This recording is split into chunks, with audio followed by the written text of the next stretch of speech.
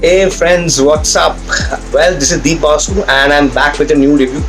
For the first time, I'm lying down and I'm going to review a film or a web series. Please bear with me. I just got vaccinated yesterday and I'm feeling slightly weak. So for me, sitting upright and reviewing is a little difficult. So please bear with me, and this is something new I'm doing. So I'm coming back to my review. I'm going to review Family Man Season 2. I know it's worth the wait, and we have been waiting for quite some time. And this time, this season is more intriguing, bigger, more explosive, new characters, and whatnot. But one question people are often asking me, Deep, how did the season one end? Because they have one or two characters, a certain mention that people are saying that was this in season one? It's been I think 1.5 years or 2 years. People are forgetting. So let me just give you a refresh. Season 1, The Family Man ends. If you remember, the main villain of season 1 was Musa, and he was conducting a mission called Zulfikar, and his target was to pollute Delhi with a dangerous gas where all the people of Delhi will suffer and die. That was the mission, Zulfikar, and he was doing it with the help of Sajid, scooter bomber Sajid. And towards the end, the climax takes place in a gas factory where Zoya and Milan get hurt, and Musa gets killed, and Sajid escapes. And many people died, a lot of casualties, but yet, Shrikant Tiwari and his team are successful in stopping the harmful gas from spreading the entire Delhi and killing people. So that's how the season one ended. Now, coming back to season two. So season two basically, it's not a standalone. It begins definitely continuing from the season one.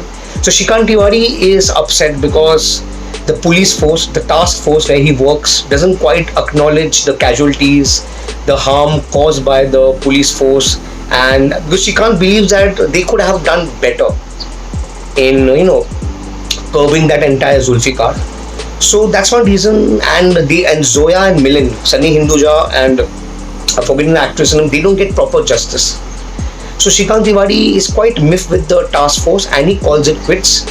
So season 2 begins that Shrikant Tiwari has left the task force. He is working in a corporate, and people who are younger than him is bullying him, bossing him is bullying him, telling him to make assignments. And imagine a spy, a top-notch spy, is working in a corporate house. So that's how the season begins. Shrikant has called it quits. He's working in a corporate house, and he's a total misfit. Meanwhile, his partner JK, Shadib Hasmi, is carrying on with the task force and constantly updating Shrikant on what's happening so that he doesn't suffer FOMO. And remember, Shrikant's wife Suchi, she was in Lonavala with Arvind. Remember, Arvind was her colleague, and somewhat they were having an affair, and something happens in Lonavala. We still don't know what happens in Lonavala. So she is basically internally, she's very guilty, and due to this, a lot of internal pressure between them. Suchi and Shrikant constantly fight. Shrikant is trying his level best to mend the family, but he's unable to do so. Plus, he's missing all the action the task force is into. So this is the entire current scenario, and Shrikant is completely a misfit in the entire corporate world. He's not doing a good job. As I told you, people younger than him are bossing him around, bullying him. So this is the entire scenario. So the entire foundation of season 2 is created. What are the after effects of the gas strategy? So now the main story begins. The Sri Lankan government tells the Indian PM, played by who's Mr. Basu. I'm forgetting her name. The lady who played Bandit Queen, Seema Biswas. She is the PM of India. So she wants to join hands with the Sri Lankan Prime Minister. So that Prime Minister gives India permission to they create a big port for India, and does not give the assignment to the China. Well, last time I believe Sri Lankan had promised India that they will create a port for them, but they give this entire opportunity to China. So Seema Biswas who is the PM of India, is hell-bent that they should get the contract and they should get the port. So in exchange, Sri Lankan, the Prime Minister tells Seema Biswas that there is a government in exile called Subbu, headed by Subbu and Bhaskaran. They are two brothers. They are basically rebels. They have an army of rebels, Sri Lankan Tamilians rebels, and they're joining force with France and London. and they want to get back at them, and so that they can have a proper army. And France and London are somewhat recognizing their government. After all, their government is in exile. So this, I didn't know this. I had to research, and I got to know government is in exile is that they don't have any legal powers. So Bhaskar and Subbu are basically in charge of this government in exile, and they have a lot of rebels, Sri Lankan Tamilian rebels, and they basically are contemplating attack. So Sri Lankan government tells Seema Biswas, Mrs. Basu, that why don't you get Subbu, capture Subbu and hand it over to Sri Lanka. In exchange, he will give the entire contract of a port to India. And Seema Biswas, Mrs. Basu, doesn't want to lose this opportunity. So he tells the task head, Dilip Tahil, who is the head of task force, and requests him to, not request, commands him to get a team together to get hold of Subbu and capture him and send him back to Sri Lanka. So the mission is very simple, but the entire mission backfires. Subbu finally dies. When Subbu dies, Bhaskaran, who is sitting in London, creating a task force, creating an army, gets very angry. He basically now sends a message to the other rebels, who are also quite sad that Subbu, their master, their leader, has been killed by India. So now the entire blame goes to India. So now these rebels want to avenge Subbu's death. So they create an army and they want to attack the government. Seema Biswas, Mrs. Basu, during a bilateral meeting in Chennai. This is the entire story. So Subbu is dead. Now we are introduced to the Sri Lankan Tamilians. We are introduced to a character called Raji, played beautifully by Samantha Prabhu. Samantha Prabhu is a very beautiful actor. I remember having a crush on her when I was seeing Vinay Umay Chesave. I'm forgetting the Telugu name. Samantha is a very beautiful actor, and you will see her in a different avatar. She is playing the character Raji, and she's a Sri Lankan Tamilian who is a rebel. And so she basically works in a factory, very simple. Every day and every day-to-day life, she basically suffers. She only experiences sexual harassment, but she basically is very calm, composed. She doesn't revolt. But when you push her, like an animal in a cage, what happens when you meet a tiger or any kind of animal in a cage?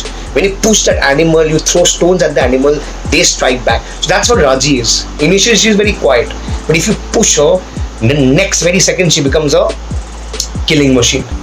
So Raji is introduced. She is a killing machine. She's a very armed soldier, a very good fighter, and she basically joins the rebel group, and Bhaskaran conducts the entire group of Sri Lankan Tamilians so that all of them come together, get trained, and attack the PM, Prime Minister of India, while she's basically conducting the bilateral meeting in Chennai.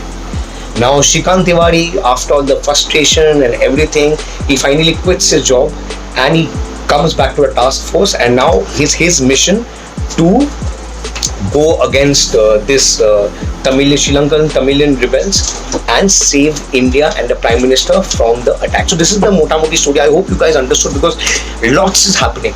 On one hand, we are seeing one story. Parallelly, we are seeing, and one thing I forgot to say, that Sajid is alive. Remember Sajid, who was Musa's partner? He is alive.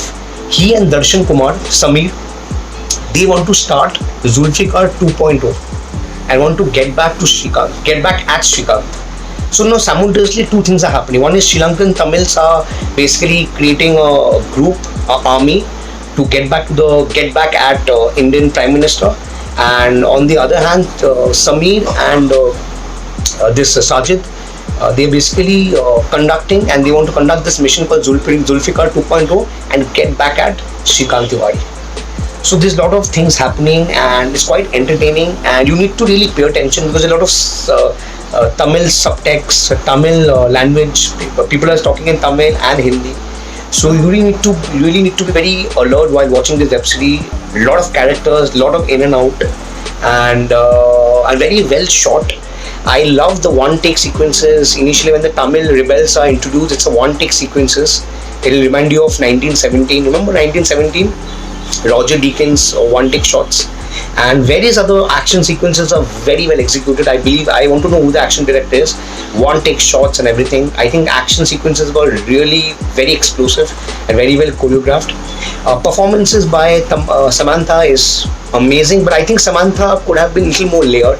She has only one or two expressions like this, looking, this. I think her expression should have been little more layered. But Samantha has done a great job. Shrikant Tiwari, Manoj Bajpai is the killer. He is the way you love him. He will never disappoint you. JK Shadi Bhashmi is good. And Deva Darshini, actress of she's a South Indian actress. She plays an female inspector. She also very good. Baki Dilip Tahel, Suchi, Priyamani is looking very nice and she's done a good job. And Arvind Sharad Kelkar also, plays the same character. So all performances are very well executed. Direction is very good, and I'm sure it's going to be a Herculean task to shoot such a mammoth web series.